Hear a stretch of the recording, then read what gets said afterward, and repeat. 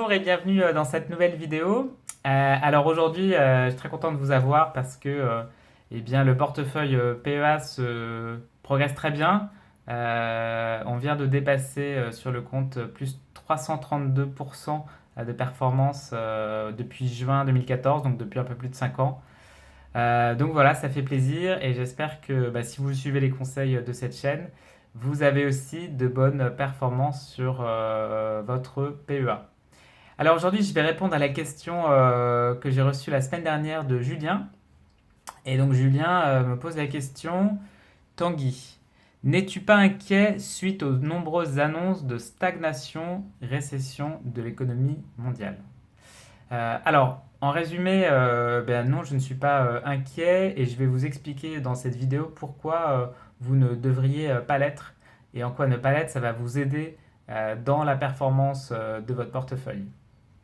Alors, si on prend un peu de recul, historiquement, il faut bien être conscient, même si ça paraît pas forcément évident au début, en tout cas ça ne l'était pas pour moi, il faut bien être conscient que vous avez tout un tas de gens qui vont de manière perpétuelle être très pessimistes sur l'économie. Ils vont annoncer des récessions, ils vont annoncer qu'il y a des catastrophes qui vont arriver.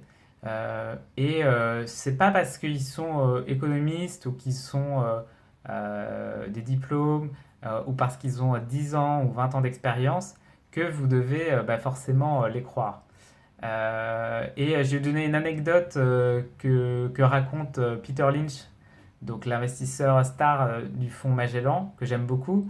Et donc dans son livre Et si vous en saviez assez pour gagner en bourse, il raconte comment il était régulièrement invité à donner son avis avec d'autres gérants de portefeuille et des économistes sur l'évolution de l'économie, sur l'évolution future de la bourse.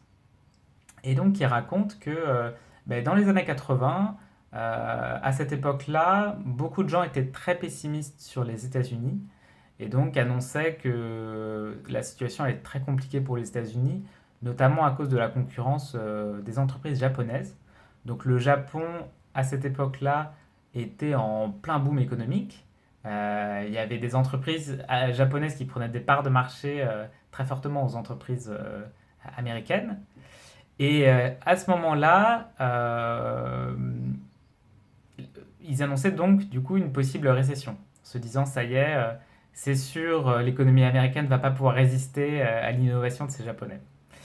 Et donc la suite de l'histoire, c'est que le Japon a une énorme bulle immobilière et boursière, avec énormément d'endettement, et que cette bulle a explosé, et qu'ils ont passé ensuite plus de 10 ans à faire du deleveraging, donc à rembourser leurs dettes, et ils sont rentrés en récession. Et donc l'anecdote, c'est que donc l'année d'après, les mêmes économistes se sont déclarés non pas positifs parce que le Japon finalement allait moins concurrencer les États-Unis, mais au contraire, ils étaient restés négatifs parce qu'ils disaient maintenant que le Japon est en récession, euh, les consommateurs japonais vont moins acheter les produits américains, donc ça va être mauvais pour les sociétés américaines. Voilà, donc vous voyez en fait, il y a toujours des arguments pour être inquiet sur l'économie. Alors, je ne veux pas dire par là qu'il n'y aura pas de récession, hein, au contraire, ça c'est inhérent à l'économie. De la même manière, je ne veux pas dire qu'il n'y aura pas de crack parce que c'est aussi inhérent au marché boursier. Donc ces variations, elles sont inhérentes, c'est le fonctionnement normal. Mais ce que je veux dire par là, c'est que cette peur doit pas, ou ce que vous entendez dans la presse, ne doit pas influencer vos jugements d'investissement. Pourquoi? Parce que c'est pas ça qui va permettre d'avoir de bonnes performances. Et donc une erreur qui est souvent faite par les investisseurs, qu'ils soient d'ailleurs particuliers ou professionnels, ça va être d'anticiper par exemple une récession euh, d'essayer de gagner de l'argent comme ça. Et je vais encore citer une fois Peter Lynch dans son livre. Ce que dit Peter Lynch, c'est que selon lui, il y a plus d'argent qui a été perdu par les investisseurs en essayant d'anticiper les récessions que dans les récessions elles-mêmes. Donc ça, ce qui veut dire en fait, c'est assez fou quand on y pense, c'est qu'il y a plus de gens qui perdent de l'argent en essayant de se dire tiens peut-être il y a une récession, je vais essayer de vendre des actions ou voire même de vendre à découvert pour gagner de l'argent au lieu de rester tranquillement investi. que d'argent qui aurait réellement été perdu lorsque la bourse a baissé. Donc voilà, c'est dangereux d'avoir ce genre de timing. Et donc, ce que je vous conseille, ça va être plutôt voilà, de pas écouter en fait tout ce discours pessimisme ambiant parce que souvent, vous allez soit manquer des opportunités de gagner, soit manquer des opportunités d'investir.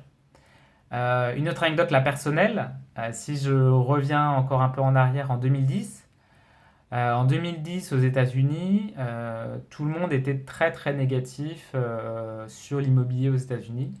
Il faut dire que certaines maisons avaient perdu plus de 70% de leur valeur. Et donc on lisait communément dans la presse que l'immobilier c'était risqué, qu'il fallait, c'était pas forcément une bonne idée d'investir, qu'il valait mieux même carrément louer. Et bah, vous connaissez la suite de l'histoire si vous lisez ce blog.